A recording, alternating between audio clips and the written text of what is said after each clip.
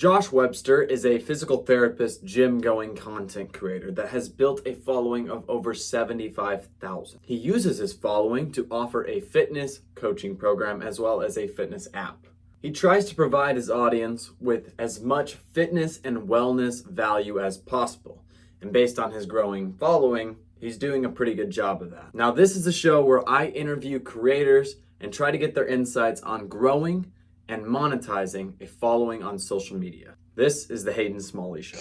What got you to go into the gym? Why'd you start going? Sure. Fantastic question. So let me paint you a picture. So I was high school, 2016, so about 8 years ago. I had been playing soccer, basketball all my life, very much athletic, sports involved. And then I started doing track, indoor, outdoor, just as a means to kind of stay in shape in the off season. And we were doing indoor track warm-ups in the high school hallways. I was doing plyo skips. I don't know if you're familiar, but essentially jumping for height, just jumping for some warm-ups. Was silly enough to think, what if I just jumped up, see if I could get my head just to skim the door frame. Somehow I had something more in me, I guess, than I knew, and I jumped higher than I thought, hit my head on the door, fell down to the floor, broke the leg. And from there, pretty much after no surgery, just kind of like resetting the bone. Teeth were broken, so they reset those as well. I had been in the gym before, like for gym class, kind of seen the weights, seen the section. I was like, this is what it is. Like I enjoyed just running for sport, exercises, push-ups, sit-ups, all that for athletic performance and sport versus like muscle size. But after going through physical therapy, looking at the size of my leg, the atrophy just from a couple of weeks, non-weight bearing in a cast, all that, I was like, man, this is pretty cool. Like it feels nice to get stronger, build back up muscle. Like I wonder where this could lead me from here. So I basically asked my physical therapist, can you give me a set of exercises to do for full body, not just for the legs? And he was like, yeah, sure. So it was like basic squat, bench, deadlift, some shoulder press, all that kind of stuff. And essentially from there, I kind of took off with that. I stayed going just to like my local PT gym that I was going to, kind of using the plan that he gave me, learning more as I went, a lot of YouTube, watching a lot of YouTube videos, watching others in the gym, albeit it was kind of like a rehab gym. So most of the people were 70 and 80 and doing just like basic stuff. It wasn't anything crazy, but I saw a couple other guys in there like older than me and having physiques. I was like, dang, that's impressive. I wonder what they do to get there. And that pretty much just skyrocketed me into college, started taking college classes around exercise, started working at my campus gym and just learning more and more and more. And the more I grew, the more hungry I was to continue to grow. So Awesome. So how long have you been in fitness? about 8 years now. I think the injury was 2016 of, January 2016. So a little over 8 years because I started going to the gym in that like May-ish. It's crazy how just, a little jump can just move your life in a certain direction and change so many things. That's crazy. And it's one of those things like at the time, obviously it was awful. I mean, I couldn't even get to the bathroom on my own. I was out of school for a couple months because I couldn't get around the hallways. And, I wasn't like, wow, this is, the best day of my life, best thing to ever happen to me. But I think now reflecting on it, it's like, it was a push in the direction I needed, not something I would have chosen to undergo, but where it brought me now, career-wise, physique-wise, like everything I'm passionate about and enjoy doing. Clearly it happened for a reason. So it's hard not to think of it as a blessing rather than a traumatic event. Right. Yeah. Yeah. That's awesome. So then you've been training for all these years. Why did you decide and when did you decide to start creating content? Sure. I think it was October 2022. I had kind of always thought about it in the back of my mind, certainly not within the first few years of it lifting. Honestly, up until like my third or fourth year, I really had no idea what I was doing. I was watching others and just trying to figure it out as I went. Didn't really even cross my mind. I wasn't really even on like the fitness side of Instagram and trying to watch others. It was more like YouTube videos and just kind of observing other dudes in the gym. But I had seen someone else at my school kind of starting to post some fitness content. And I was like, you know what? It's my last semester here or last 2 semesters. Like, why not just start filming some stuff? I was going with a couple of friends and they offered to like film. We were filming each other, like doing some posing, doing some different exercises. I was like, I'm entering a big bulk right now that I'm going to cut down for the summer. I'm just curious for my own sake to document the progress. Like, let's just see how it goes. Put together a couple of clips, like with some music. It was just kind of something fun to do. And obviously it was frustrating at first, like not that the goal was to grow, but just not a ton of views, not a ton of likes, but I was like, I'm just doing this for myself. Like I really don't care. It just is what it is. And then eventually things started to kind of take off and I was like, I guess this is something I should continue to pursue if people are enjoying it. I definitely didn't have any plans of like, I'm posting specifically to get brand deals or sponsorships or get likes and get views and follows. It was like just for the fun of it until it kind of started to take off. So when did it start to take off? Was there a certain video that just kind of hit, or what happened? I would say I think it was that January, mid to late January of 2023. So October, November, December, like 4-ish months into it. Hey, if you want me, a man that has helped build a 1.6 million follower brand, helping you to grow and monetize your following, go ahead and go check out my mentorship, link in the description. There were some videos I posted when I was at the gym, kind of like peak end of the bulk, some leg day videos, some split squats, showing the glutes, and not even showing the glutes. It was like literally just I was just doing some split squats, and I had my phone set up. I didn't even have a tripod or anything yet, and that seemed to really start to go viral. And then people started commenting on other things. They were curious, what was your strategy to add size to the legs? How did you bulk? What did you eat? What did you do? And I was like, I could probably take this somewhere and kind of post literally just, I'm not going out of my way and doing any extra research. It's just things I already do. And sharing that knowledge. So yeah. So that's what you kind of started to do with content, is getting those questions. You just make videos answering them and stuff like that. Is that what you did? Yeah. And I think at that time too, I've been seeing and following some other creators that when they were suggesting posting, because at that point after posting for a while, I was like, this could be fun. Let me kind of tailor content more to maybe what people would want to see versus like literally just posting what I would want for myself. Mm-hmm. And I'd seen people recommend, it's not just about like what just posting yourself, me. It's like, how can you provide value? So I was like, I started to try and think of videos like, this is how I transformed this body part, or this is how I like lost weight, gained muscle, whatever it was, and tailoring it more towards that. Obviously, trying to figure out ways to like make it quick and catchy, because long-winded things, obviously would kind of go, it just wouldn't catch the attention of someone scrolling. But yeah, I think I kind of transitioned into that, trying to provide tips, whether it was nutrition, lifting, whatever it was. That's awesome. Making that transition between making what you want, but Right. also combining it with what the audience is going to want, and then trying to throw in the fact of everyone has an attention span of a grain of salt now, where you gotta catch it in like that amount of time. So throwing that in there too is definitely a difficult procedure. What's your content calendar look like right now? It's a good question. I would say, honestly, as soon as we hop off this call, I'm going to kind of take a look at next week and plan some things out. Typically, I've been pushing a lot more Instagram. TikTok was kind of where I started on. But honestly, the platform with like some changes to their video editor and everything in there, I got it was giving me issues with like the viral sounds and everything. It was like having trouble loading that. And I just got kind of distracted, I guess, from posted on there. Instagram seemed to be holding up well. I was getting lots of engagement. So was having more fun, even though at first I was saying, I hate Instagram. I hate the way you have to edit on there. I was never going to use this. TikTok's way easier. But I kind of did a 180, I guess, last summer, honestly. Do you still hear me? I can still hear you. Your image did freeze though. Yeah, I see that. I'm not sure why. Hopefully it'll catch up in a second. What's your content calendar look like? Calendar, yeah. So typically now what I'll do is I'm currently going through a bodybuilding prep, so I'm trying to throw some stuff up there, recipes I'm eating, things that I'm doing to lose weight, whether it's cardio, nutrition, whatever it is. But over the course of the week, trying to get a post out every day, 3 to 4 of those with some like, high value content, labeling out, here's a recipe with all the ingredients, steps to make it, or here's the exact steps, like a full day of leg day that I hit, day in the life with me kind of thing. And then a couple of videos, I'll just make something quick, maybe that'll go viral, a couple seconds, little trending grab. But that's pretty much the strategy I've been using. There's nothing formally set as far as like a month. Usually I do it like every week. I just sit down on the Friday and plan out for the next week. Gotcha. Well, that answers my next question. I was going to ask, how do you decide which post? But you said you pretty much post anything, or not anything, but everything that kind of the different topics, nutrition, fitness, day in the life, trends, you kind of cover it all. So that's what I was going to ask. But other than that, next question, where all are you posting? Because I know you just mentioned TikTok. Are you still posting there at all, or are you on YouTube at all, or is it pretty much just Instagram? Mostly Instagram. TikTok has been rare. I've been trying to, like, if I have any more long form content on there, like 1+ minute videos, I kind of sat down the beginning of this year. I was like, Instagram, nice and easy, create quick content reels that might go viral, less effort on my end. I can do that. Then kind of shift to TikTok, more being like, one-on-one, kind of talking to the camera, explaining tips more in depth, like showing how I make the recipe versus just like a bunch of quick half-second clips strung together.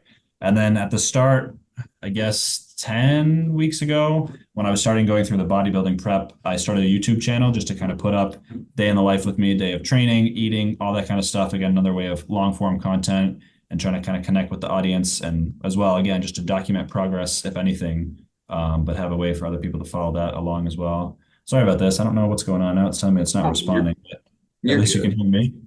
Yeah, I can hear you. Good. So, Okay. are you seeing some traction on YouTube yet? Because I know it takes a while to get going.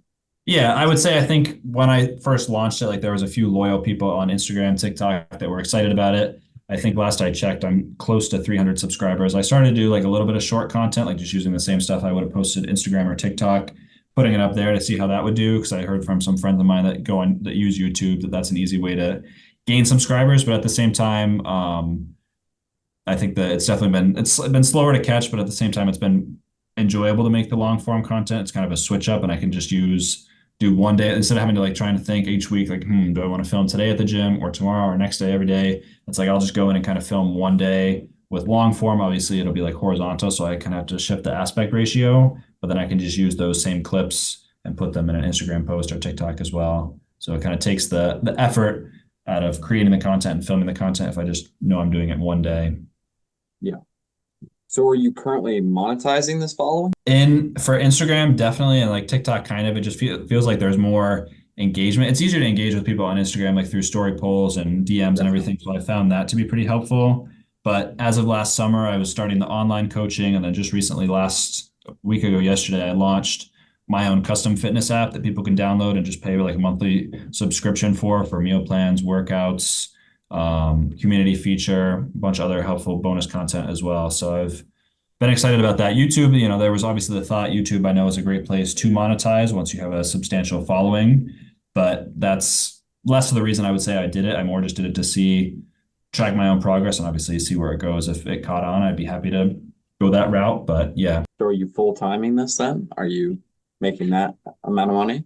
not yet. I'm still trying to push it there as far as the one-on-one online and everything, but it's definitely balancing it with like a regular 9 to 5 40-hour week job is difficult for sure, but would be the dream. It'd be pretty cool to do this full time or even, part-time in person and full time online too. Oh, yeah. Are you working like at a fitness related industry job or? Yeah, I'm a physical therapist, and so I work Oh, gotcha. yeah, Monday through Friday. It's a mix of populations. I see a lot of people who are like work comp who get injured on the job, and we kind of do more industrial rehab. So I do get to take them to the gym and kind of push them with their lifts. I mean, these are guys that are lifting up to 100 pounds on a regular basis. So when they come to me and they can only do 10, we got to push them a bit. Versus obviously there's your older population too that is just looking to navigate, a total knee replacement or total hip, that kind of stuff as well. But yeah, it's definitely it's oriented in the area I want to be. It's not just like an office desk job. Yeah, that's awesome. That's awesome Yeah. that we're correlating and you get to think about fitness and think about, Yeah. because I'm sure that while you're at work, you can think about content ideas because of work. I'm sure that something's clicked sometime. Oh yeah. Maybe. There's so Yeah, many I overlaps, would. especially like because going through rehab, no one wants to be in rehab. No one wants to get Right. injured and have to get better. But at the same time, you see those patients that come in that are motivated. They're like, just give me what to do. I'm going to do it. And you get clients like that too. Like they just physically want the program. They don't know what to do, but when you give it to them, they'll do it. They'll do it at home. They'll do it on your own. And then you see the people too that come in week after week. It's like, how's stuff going at home? Are you doing these different things? Like I think my biggest catchphrase that I like to use with patients and I guess clients too is like, if I'm seeing you in person. All right. Sorry about that. I don't know what's going on with my laptop. All of a sudden it just disconnected. I don't know what part it cut off, but Let's see. You were talking about working with people that are motivated to come in and get things done. sure. I think what I was saying is that with a lot of patients, and I'll use it with clients too, is just I like to tell them, obviously if I'm seeing you once a week or twice a week, that's maybe an hour and a half out of your overall week. Like let's count up all the other hours that you're not here. Those are really the hours that count. When you're here, I'm going to critique you. I can show you exercises. I can give you tips, but you really have to implement the work outside of here. And it's the same with training too. We can have an online call. We can talk. I can set up the program for you, but really what counts is what you do outside of the time that I'm actually there interacting with you, and just kind of pushing them in that sense too, is setting the tone. It's not just going to be come once a week and I'll do a couple of things and show you a couple of things and it's going to get better. You got to spend the time on your own too. Yeah. So how successful are your clients that go through your coaching program? Are they seeing success? I would say the ones like we're just talking about that come in motivated, Yep. ready to work and follow the program, get a ton out of it. They ask questions, they're intrigued, they're engaged, but the ones that want to make a change, want the program, they know what they need, just have a hard time actually doing it. they don't see the same results. And it's frustrating too, because sometimes as a coach and even as a therapist, you feel like, well, am I not doing a good enough job? Like, what can I do better? How can I motivate them more? How can I, it must be on my end, but you have to recognize sometimes too, like if they're, no matter what program I provide, even if it's like a pretty poorly designed one, if they just show up and do it every day, they're going to see something. It may not be as extreme as if they had a better program, but they're at least going to see something. So I have to remember that it's not just on my end to get them to get the results. They have to show up too. Yeah. So what are you doing to make sure to throw in that motivation? Because you can have all the knowledge to provide them with nutrition and the exercises to do and a routine to do, but if they're not motivated, like you said, it doesn't really work. So what are you doing to provide that motivation? Yeah, that's definitely a hard life lesson. It really doesn't matter how good a coach you are unless they actually show up for you. But some of the main things, weekly check-ins. There's a link every week that I send out so they can book calls with me. That way I hold them accountable. It's like, let's show up, have a phone call. Let's talk about the week, answer any questions. And, in the back of the minds, they know I'm going to be calling and checking up on them and seeing how things go. So that kind of drives a bit of effort on their end too. Every other week, we do like a team training call on a Zoom call where I can discuss, any topic that they're interested in, kind of put up a poll ahead of time in the group and let people decide, if they want to learn more about nutrition, exercise form, exercise tips. And that way there's a little bit more education and engagement too. And I think one of the biggest ones is for both online and in person as a therapist is just showing up myself and, putting in the work myself, not just talking the talk, kind of walking the walk and showing up every day for myself. That way it kind of bleeds over. It's like, yeah, he's doing it and he's, busy. He works full time. He does this online. It's like, what's my excuse? But, I find texting every now and then too, and just like checking out more often than just the phone calls. Some people just need a little bit more of a kick in the butt and a push. But I would say those are kind of the main ways. And, obviously when they are doing things and showing up and just trying to applaud that and get them to applaud themselves too, not just being like, great job, I'm proud of you. It's like, how does it feel when you show up for yourself? Like, are you proud of yourself? It's like, yeah, it really felt good when I got that workout in, even after a long day at work. It's like, great, hold on to that. Like, imagine what you would feel like if you did that for a couple of weeks. Yeah, I like that. I like that model of just pushing that motivation and trying to make them feel good for themselves as opposed to just feel good because they did you know what I mean? Like trying to satisfy you. So yeah, I think that's a good way to do it. So going forward, what are you going to be doing for your content? What's your plan going forward? What plans do you have to kind of grow, to continue growth, maybe expand platforms and try to get your coaching going and your app going better? Yeah, I'm excited. The goal this month, I mean, I feel like it's already middle of July. I can't believe it. But the goal each week when I do my meal prep, usually I'm pretty boring, chicken, ground turkey, whatever kind of bland stuff. But being on prep, being lower calories, I've really been trying to dig out some more fun and exciting recipes, but at the same time, keeping them easy, keeping them healthy. So I'm trying to share a lot more nutritional content. I think people have been enjoying that.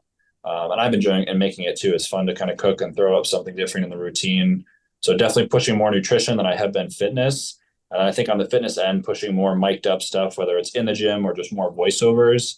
Instagram, certainly still quick, flashy reels that'll catch attention, but also either through the subscription of Instagram, through YouTube for sure, the long form, or TikTok, more in-depth, walkthroughs of how to perform an exercise, why I use like a certain machine or equipment, and the kind of the cues that I'm thinking of versus just like, here's this exercise that I use to get big arms. It's like, well, great, but how do I do it, to perform it correctly? Because there's more than one way to do it. And I want to make sure that people know how as well. All right, man. Well, I wish the best of luck for you.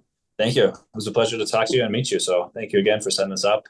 Oh, of course. We'll have to do it again in the future. Sounds good. Take it easy.